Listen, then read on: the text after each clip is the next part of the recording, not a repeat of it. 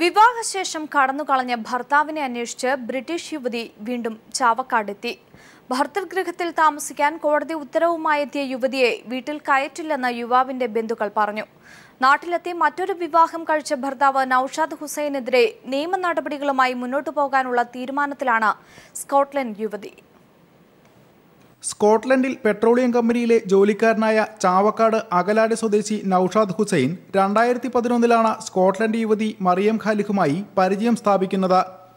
2013 ഇരുവരും സ്കോട്ട്ലൻഡിൽ വിവാഹ രജിസ്ട്രേഷൻ നടത്തി. തുടർന്നാണ് ഈ ബന്ധമുപേക്ഷിച്ച് നൌഷാദ് നാട്ടിലേക്ക് കടന്നത്. കഴിഞ്ഞ ജനുവരിയിൽ നൌഷാദിനെ അന്വേഷിച്ച് മറിയം ഖാലിഖ് ചാവക്കാട് എത്തിയിരുന്നു. അന്ന് വടക്കേക്കാട് പോലീസ് സ്റ്റേഷനിൽ പരാതിയും നൽകിയാണ് യുവതി നാട്ടിലേക്ക് മടങ്ങിയത്. ഈ കേസിൽ യുവതിയെ ഭർതൃവീട്ടിൽ പ്രവേശിപ്പിക്കാൻ കോടതി ഉത്തരവിട്ടിരുന്നു. തുടർന്ന് വീണ്ടും ചാവക്കാടെത്തിയ മറിയം ഖാലിഖയെ നൌഷാദിന്റെ വീട്ടുകാർ തടയുകയായിരുന്നു. ഭർത്താവിനെ കാണാൻ ബന്ധുക്കൾ യുവതിയെ അനുവദിച്ചില്ല. നാട്ടിലെത്തിയ നൌഷാദ് മറ്റൊരു സ്ത്രീയെ വിവാഹം ചെയ്തുവെന്ന് മനസ്സിലായപ്പോൾ ഇതിനെതിരെയും മറിയം കേസ് നൽകിയിട്ടുണ്ട്. ഗാർഹിക പീഡനം ഉൾപ്പെടെ 4 കേസുകളാണ് നിലവിൽ ഇയാൾക്കെതിരെയുള്ളത്. തന്നെ വിവാഹം കഴിച്ചയാളെ തിരികെ ലഭിക്കണമെന്ന ആവശ്യമാണ് യുവതിക്കുള്ളത്. എന്നാൽ നഷ്ടപരിഹാരം നൽകി കേസ് ഒത്തുതീർക്കാനുള്ള ശ്രമമാണ് നൌഷാദും ബന്ധുക്കളും നടത്തുന്നത്. വിജയം വരെ നിയമ നടപടികളുമായി മുമ്പോട്ടു പോകാനാണ് ഖാലിഖയുടെ തീരുമാനം. News bureau, Thrissur.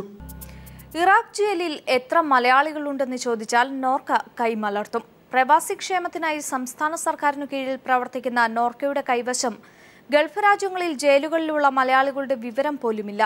ഇത് തെളിയിക്കുന്ന വിവരാവകാശ രേഖ പീപ്പിൾ ടിവിക്ക് ലഭിച്ചു. പ്രവാസി മലയാളികളുടെ ക്ഷേമത്തിനും ഉന്നമനത്തിനും അവരുടെ ആവശ്യങ്ങൾക്കും വേണ്ടി പ്രവർത്തിക്കുന്ന വകുപ്പാണ് നോർക്ക എന്നാണ് വെപ്പ്. ഗൾഫ് രാജ്യങ്ങളിൽ കാണാതാകുന്ന മലയാളികളെ കണ്ടെത്താനായി വലിയ പ്ലാനുകളാണ് നോർക്ക ആവിഷ്കരിച്ചു വെച്ചിരിക്കുന്നത്.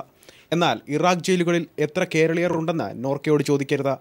ഇറാഖ് ജയിലിൽ കഴിയുന്ന കേരളീയരുടെ വിവരങ്ങൾ, അവരിൽ സ്ത്രീകൾ എത്ര, വധശിക്ഷയ്ക്ക് വിധിക്കപ്പെട്ടവർ എത്ര എന്നൊക്കെ ചോദിച്ചാൽ നോർക്ക തരുന്ന വിവരങ്ങൾ ഒന്നും എംബസിയിൽ നിന്നോ കേന്ദ്ര സർക്കാരിൽ നിന്നോ ഈ ഓഫീസിലേക്ക് ലഭിച്ചിട്ടില്ല എന്നായിരിക്കും.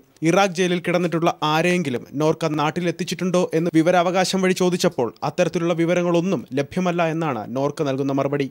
വിവരാവകാശ പ്രവർത്തകൻ രാജു വാഴക്കാല. ഈ നമ്മുടെ പ്രവാസികളിൽ നിന്ന് കോടിക്കണക്കിന് ഈ നിക്ഷേപങ്ങളായിട്ടും അവരെ ഫീസ് ഇനത്തിൽ വാങ്ങുന്ന ഈ നോർക്കയ്ക്ക് ഇവർ ജയിലിൽ കിടക്കുന്നവർ തിരിച്ചു കൊണ്ടുവരാനുള്ള നടപടികളൊന്നും കാണുന്നില്ല. അതിനേക്കാൾ ഉപരി എത്ര പേര് ജയിലിൽ കിടക്കുന്നുണ്ട്, ആരൊക്കെയാണെന്നുള്ള ഒരു വ്യക്തമായ ഒരു രേഖകൾ പോലും ഈ നോർക്കയുടെ കയ്യിലില്ല എന്നുള്ളത്. നോർക്ക ഇതൊന്ന് കേട്ടോളൂ. എംബസി നൽകുന്ന വിവരങ്ങളനുസരിച്ച് 9 ഇന്ത്യക്കാർ ഇറാഖ് ജയിലുകളിലുള്ളതിൽ 2 പേർ മലയാളികളാണ്. കൂടാതെ 4 പേർ വിചാരണ നേരിടുന്നതിൽ ഒരാൾ മലയാളിയാണ്. ഇവരിൽ സ്ത്രീകൾ ആരുമില്ല. 2013 വരെ മലയാളികൾ ആരും ജയിൽ മോചിതരുമായിട്ടില്ല. 100 കണക്കിന് ജീവനക്കാരെ കോടികൾ മുടക്കി തീറ്റിപ്പോറ്റുന്ന നോർക്ക വകുപ്പിന്റെ മന്ത്രി KC ജോസഫും ചെയർമാൻ മുഖ്യമന്ത്രി ഉമ്മൻചാണ്ടിയുമാണ്. ജനങ്ങൾക്ക് യാതൊരു പ്രയോജനവുമില്ലെങ്കിൽ പിന്നെ എന്തിനാണ് ഇങ്ങനെ ഒരു വകുപ്പ്? അലക്സ് റാം മുഹമ്മദ്, കൊച്ചി.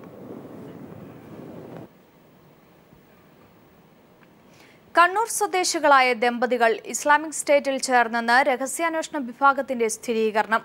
ദുബായിൽ നിന്നും കാണാതായ ഇവർ മൊസൂളിലെ IS കേന്ദ്രത്തിൽ പ്രവർത്തിക്കുന്നതായും രഹസ്യാന്വേഷണ വിഭാഗം കണ്ടെത്തി. ആഭ്യന്തര വകുപ്പിന് രഹസ്യാന്വേഷണ വിഭാഗം നൽകിയ റിപ്പോർട്ടിലാണ് ISലെ മലയാളി സാന്നിധ്യം സ്ഥിരീകരിച്ചത്. ഇറാഖിലെ IS ക്യാമ്പിൽ മലയാളി ദമ്പതികളും പ്രവർത്തിക്കുന്നുണ്ടെന്ന വാർത്തകൾ കഴിഞ്ഞ ദിവസം പുറത്തു വന്നിരുന്നു. ഇക്കാര്യം രഹസ്യാന്വേഷണ വിഭാഗം സ്ഥിരീകരിച്ചു. കണ്ണൂർ സ്വദേശികളായ ദമ്പതികൾ ദുബായിൽ നിന്ന് തുർക്കി കേന്ദ്രീകരിച്ചും തുടർന്ന് ഇറാഖിലെ മൊസൂളിലെ IS ക്യാമ്പിലും പ്രവർത്തിക്കുന്നുണ്ടെന്ന റിപ്പോർട്ടാണ് രഹസ്യാന്വേഷണ വിഭാഗം ആഭ്യന്തര വകുപ്പിന് കൈമാറിയത്. ഇവരെ കാണാനില്ലെന്ന് കാണിച്ച് ബന്ധുക്കൾ കഴിഞ്ഞ മാസം പോലീസിന് പരാതി നൽകിയിരുന്നു. തുർക്കിയിൽ ബിസിനസ് നടത്തി ജീവിക്കുകയാണെന്നാണ് ബന്ധുക്കളോട് ഇവർ ആദ്യം ധരിപ്പിച്ചിരുന്നത്. എന്നാൽ ദമ്പതികൾ തീവ്രവാദ സംഘടനകളിൽ ചേർന്ന് പ്രവർത്തിക്കാൻ സാധ്യതയുണ്ടെന്ന് ബന്ധുക്കൾ പോലീസിനെ അറിയിച്ചിരുന്നു. കേരളത്തിൽ നിന്നടക്കം രാജ്യത്തെ വിവിധ ഭാഗങ്ങളിൽ നിന്നും യുവാക്കളെ ISലേക്ക് റിക്രൂട്ട് ചെയ്യുന്ന കണ്ണിയാണോ ഇവരെന്ന് സംശയിക്കുന്നതായും രഹസ്യാന്വേഷണ വിഭാഗം നൽകിയ റിപ്പോർട്ടിൽ സൂചിപ്പിക്കുന്നു. അതേസമയം IS സംഘത്തിലെ 9 പ്രവർത്തകർ ഇന്ത്യയിലുണ്ടെന്ന് യുവാക്കളെ റിക്രൂട്ട് ചെയ്യുന്ന അഫ്ഷ ജബ് എന്നയാൾ വെളിപ്പെടുത്തി. ഇവരിൽ 2 പേർ മുംബൈ സ്വദേശികളും മറ്റുള്ളവർ ഹൈദരാബാദ്, ബംഗളൂരു, ജമ്മു, കാശ്മീർ എന്നിവിടങ്ങളിൽ നിന്നുള്ളവരാണെന്നും അഫ്ഷ വെളിപ്പെടുത്തി. News bureau, Delhi. തെരുവുനായ ശല്യം രൂക്ഷമായതിനെ തുടർന്ന് നാട്ടുകാർ തെരുവുനായ്ക്കളുമായി പോലീസ് സ്റ്റേഷന് മുന്നിൽ പ്രതിഷേധിച്ചു.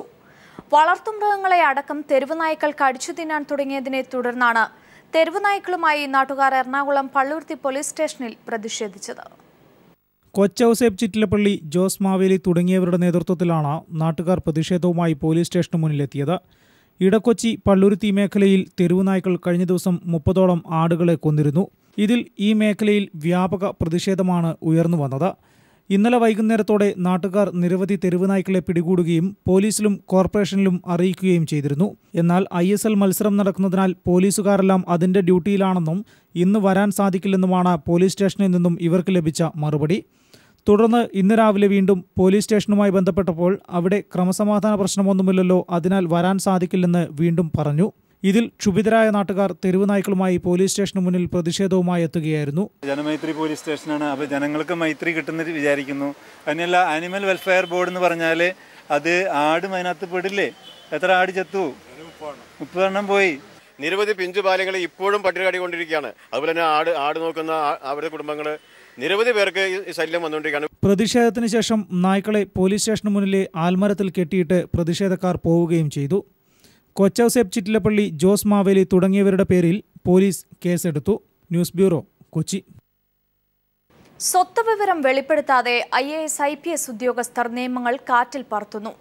അഴിമതി തടയാനുള്ള മാർഗമെന്ന നിലയിൽ കൊണ്ടുവന്ന നിയമങ്ങളോടാണ് IAS IPS ഉദ്യോഗസ്ഥരുടെ അലംഭാവം. സ്വത്തുവിവരങ്ങൾ വെളിപ്പെടുത്താനുള്ള സമയപരിധി പലവട്ടം നീട്ടി നൽകിയ കേന്ദ്ര സർക്കാർ ഇവർക്ക് ഓശാന പാടുകയാണ്. ഈ വാർത്തയോടുകൂടി ഇന്നത്തെ ക്രൈംബ്രാഞ്ച് ഇവിടെ പൂർണ്ണമാവുകയാണ്. നമസ്കാരം. IASകാർക്കും IPSകാർക്കും എന്താ കൊമ്പുണ്ടോ എന്ന് ചോദിച്ചാൽ ഉണ്ടെന്ന് പറയേണ്ടി വരും. ഈ രേഖകളുടെ അടിസ്ഥാനത്തിൽ ചട്ടപ്രകാരമുള്ള സമയപരിധി കഴിഞ്ഞ 9 മാസം പൂർത്തിയായിട്ടും രാജ്യത്തെ 358 IASകാരും 413 IPSകാരും തങ്ങളുടെ സ്വത്ത് വിവരം കേന്ദ്ര ആഭ്യന്തര മന്ത്രാലയത്തെ ബോധിപ്പിച്ചിട്ടില്ല. ഇത് തെളിയിക്കുന്ന വിവരാവകാശ രേഖ പീപ്പിൾ TVക്ക് ലഭിച്ചു. ഇന്ത്യൻ സർവീസ് ചട്ടത്തിലെ പഴുതുകളടച്ചാണ് 2013 ലോക്പാൽ നിയമം കൊണ്ടുവന്നത്. ഈ നിയമത്തിലെ 44-ാം വകുപ്പ് പ്രകാരം കേന്ദ്ര സർക്കാർ ഉദ്യോഗസ്ഥർ അവരുമായി ബന്ധപ്പെട്ട സകല സ്വത്ത് വിവരങ്ങളുടെയും വിശദമായ കണക്ക് കേന്ദ്ര ആഭ്യന്തര മന്ത്രാലയത്തെ ബോധിപ്പിക്കണം. ഈ വിവരങ്ങൾ സൈറ്റിൽ പ്രസിദ്ധീകരിക്കുകയും പരാതികളുണ്ടെങ്കിൽ ജനത്തിന് അത് അറിയിക്കുന്നതിനുള്ള വിധത്തിലുമാണ് നിയമത്തിന് രൂപം നൽകിയിട്ടുള്ളത്. എന്നാൽ തങ്ങൾക്ക് ഈ നിയമങ്ങളൊന്നും ബാധകമല്ല എന്ന തരത്തിലാണ് പല IAS IPS ഉദ്യോഗസ്ഥരും. മനുഷ്യാവകാശ പ്രവർത്തകൻ അഡ്വക്കേറ്റ് DB ബിനു. കേന്ദ്ര ആഭ്യന്തര വകുപ്പിന്റെ തന്നെ ഉത്തരവിൽ പറയുന്നത് അത്തരത്തിലുള്ള ഉദ്യോഗസ്ഥന്മാർക്ക് സ്ഥാനക്കയറ്റം നൽകരുത്, അവർക്ക് വിജിലൻസ് ക്ലിയറൻസ് കൊടുക്കരുതൊക്കെ നിയമമുള്ളതാണ്. പക്ഷേ ഇതൊന്നും പാലിക്കപ്പെടുന്നില്ല.